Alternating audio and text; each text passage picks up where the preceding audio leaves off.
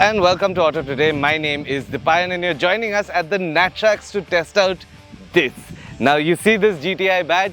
That makes a Volkswagen very special. This is the Volkswagen Golf GTI Mark 8.5 and this is our review.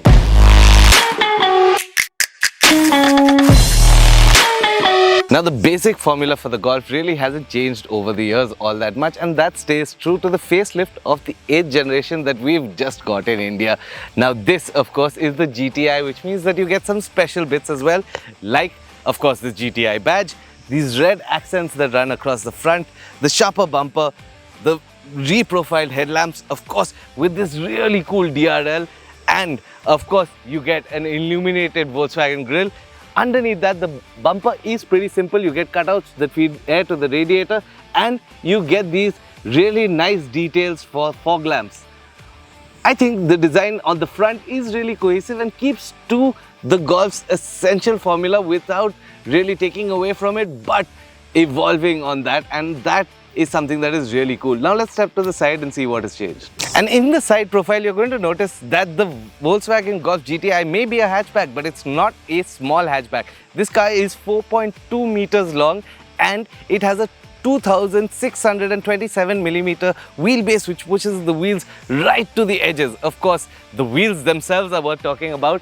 These are 18-inch alloy wheels, dual tone, and they look really nice. Inside them, of course, are large caliper disc brakes with disc brakes at the back as well.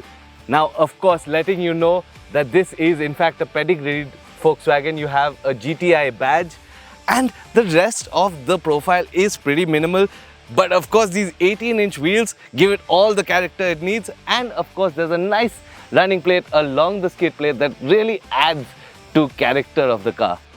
And finally, finishing up the rear is a very clean rear section, which does great at tying together everything that the Golf GTI is in this 8th generation, even with the facelift. Although even in the facelift, it does look a lot like the 8th generation Golf. Of course, you get a GTI badge here, a Volkswagen logo that doubles up as the boot release, wraparound LED tail lamps. Of course, the red accents continue because GTI, and their black smoke because GTI. And once again, a very clean bumper section and twin pipe exhaust that sound really nice. And of course, under this boot lid, you get a 380-liter boot, which is not the largest boot space, but it's more than enough for a family's worth for a weekend.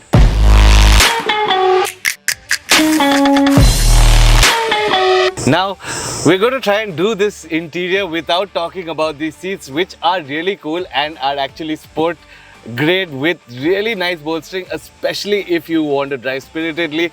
But that aside, you get a wireless charger in here, a 12.9-inch infotainment screen that's not unlike what we've seen in the Kodiaq and the Tiguan R-Line. You get a 12.5-inch MIDI screen, controls for your lights over here, a nice GTI flat bottom steering wheel which really falls to the hand nicely and works really well. One of the really cool things come here is this start-stop button, which when you enter the car starts to glow red, which really adds to the value and gives it that GTI pedigree right from the moment you get behind the wheel, and that is something that is really special. Of course, you get heated seats, not cool seats. And now, while most of the controls are through the infotainment screen, the climate control is there as well. And while it is a nice feature and it's nicely laid out on this pretty large screen, it can get a little bit icky to use while you're driving. That said, otherwise the Golf is a very nice place to be. You have these nice, almost carbon fiber like inserts on the door cards. You have a little bit of suede. There is definitely use of premium materials. Of course, this center console, which is piano black, is a fingerprint magnet, but aside from that, it is really nicely laid out. You also get a single fold sunroof, and of course, you can't do a Golf GTI review without talking about the red stencil graph paper seats. And of course, that is very much in present and it adds so much of character and that old school charm to the Golf's cabin. I really love it. The blade upholstery of course continues in the back seat, but because this is a 4.2 meter long hatchback, you actually get plenty of space in the back. Now the seats are a little thick, the front seats, which means that there is going to be a little bit of a struggle for knee room, especially if the driver is tall, because this is set to my knee, my driving position, and there is a little bit of wiggle room for my knees. I have plenty of headroom though, and overall it's a pretty comfortable place to be. These seats are well bolstered as well. You get independent climate controls for the rear, and these two inserts behind the seats for all of your little knickknacks while you're driving, and of course bottle holders on the side. Overall, the second row of the Golf GTI, even though it's not really where you would want to be in this car, is not really a bad place to be.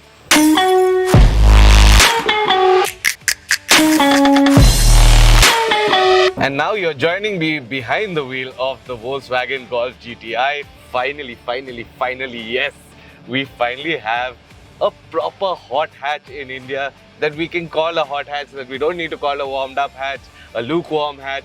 This is a proper hot hatch, and what that means for you is that it's got a 2-liter turbocharged petrol motor under the hood that makes 265 horsepower and 370 Nm of torque.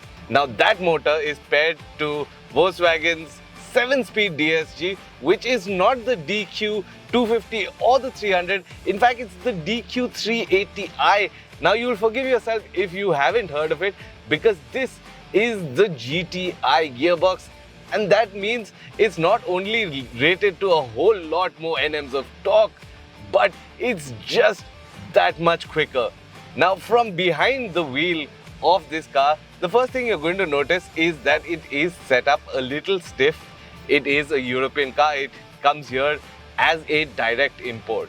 It does come here as a direct import, and that means that the suspension setup is going to be a little stiff. But again, remember that this is a GTI, so it is tuned for performance. It's not tuned for comfort. But that said, it is still quite comfortable on the inside. It's not a bone-juddering ride. The damping is good. The suspension springs are good. So overall, the performance is pretty good. The motor itself is absolutely vapid. I mean, you shift down, you hear the turbo spool up, and the meter just goes for the sky. It's absolutely incredible. Now, as for the 7-speed DSG, a lot of people have been asking me about this gearbox and how it performs. Well, it is one of the better gearboxes that we've driven in recent times. It is pretty seamless as far as shifts go. You don't really need to think about a shift. It is intuitive. It's not a sports car level intuitive, but it is pretty intuitive. It does give good feedback. It does get flappy paddle shifters, but they're these tiny little plastic paddles on the back of the steering wheel that don't really feel fitting in the rest of this GTI setup. But what really gets me is the handling package of this car. Now, speaking of the handling package of the GTI, it's this steering that's an absolute scalpel. I mean, no matter from where you turn in, there is always grip. The way these 4 tires edged out to the corners of the chassis hold the road is uncanny almost. I mean, I'm a pretty average driver, and the way I was driving the handling track today, hugging the apexes, clipping the curbs, it was a complete race car experience. That is what you're going to get with this Golf GTI. Make no mistakes of it. Now, obviously, it is going to be a very expensive car. It is 38,900 pounds in the UK. Once it does come to India, I mean, it's probably going to be closer to 55 lakhs ex-showroom.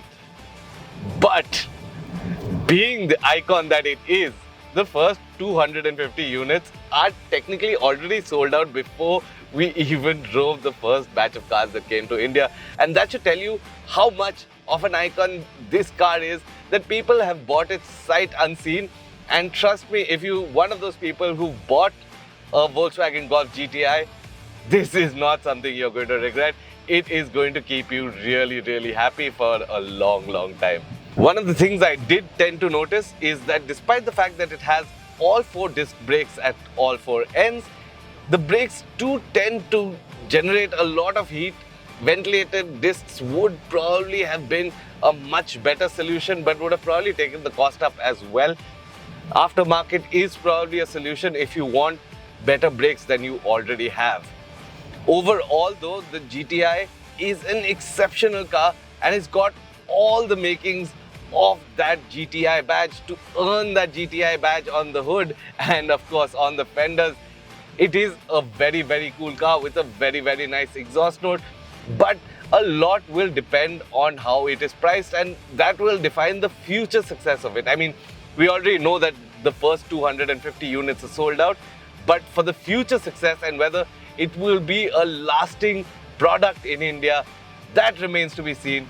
And that is something we'll know once Volkswagen announces the prices. But as from this car, speaking objectively to the GTI name in this 8th generation facelift, which is the Mark 8.5 in Volkswagen speak, it is a GTI, it is very much a Golf, and India finally has her first hot hatch.